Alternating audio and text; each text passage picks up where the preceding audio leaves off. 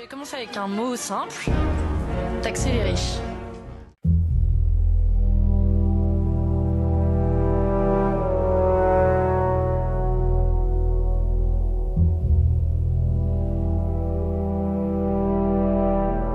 Je tombe sur un extrait politique.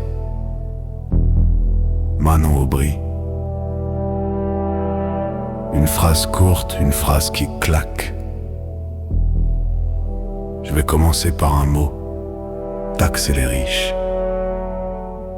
Et dans ma tête, ce n'est pas une émotion qui arrive, c'est une question. Comment? Comment exactement? Parce que des mots, la politique en produit des tonnes, des promesses aussi. Mais des mécanismes clairs, c'est plus rare. Alors je ne me suis pas énervé. Je n'ai pas applaudi non plus. J'ai fait ce que je fais quand on me donne un slogan sans mode d'emploi. J'ai déroulé la suite jusqu'au bout. Sans parti. Sans étiquette. Sans réseau. Sans carrière politique, sans diplôme prestigieux. Juste un cerveau qui déteste le flou et une boussole morale qui ne négocie pas avec le brouillard. Avec une obsession pour la clarté. Alors oui, ce contraste me fait me poser une question. Quand un citoyen peut construire une base solide, pourquoi tant de discours officiels restent au stade du slogan? Je n'ai pas fait un cri, j'ai construit un pacte.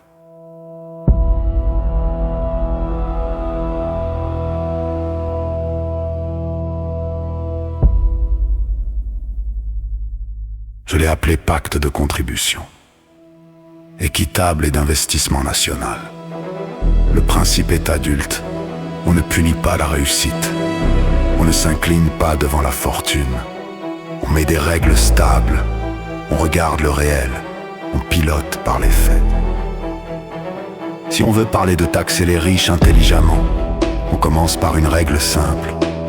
On ne taxe pas l'air, on ne taxe pas des valeurs imaginaires. On ne crée pas une usine à gaz qui finit en contournement.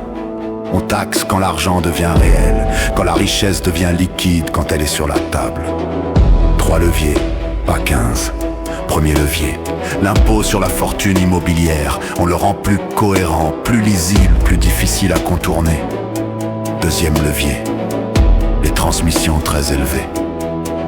On met de l'équité au sommet, sans toucher la majorité des familles. Troisième levier, les entreprises non cotées, les holdings, les participations. On arrête de jouer au devin chaque année, on agit quand la valeur se matérialise. À la vente, à la transmission, aux remontées de liquidités importantes.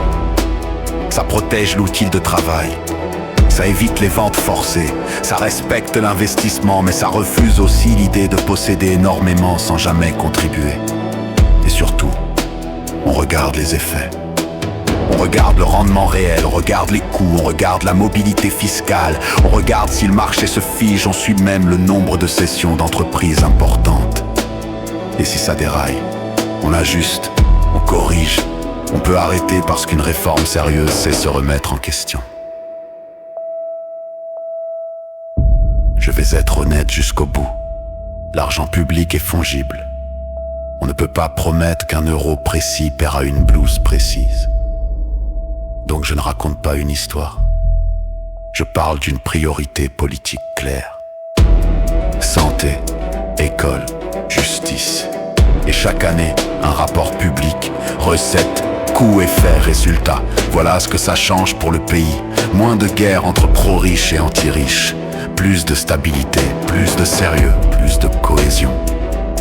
Une France qui n'attaque pas les personnes, mais qui demande une contribution proportionnée quand la richesse devient réelle.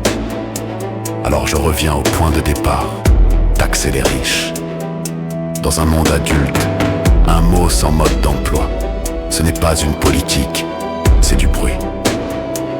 Moi, je propose un mécanisme, pas une incantation. Le document complet est disponible en description, téléchargeable, lisible par tous, critiquable par tous, améliorable par tous. Parce qu'une démocratie adulte, ce n'est pas des mots qui s'affrontent, ce sont des idées qui tiennent debout.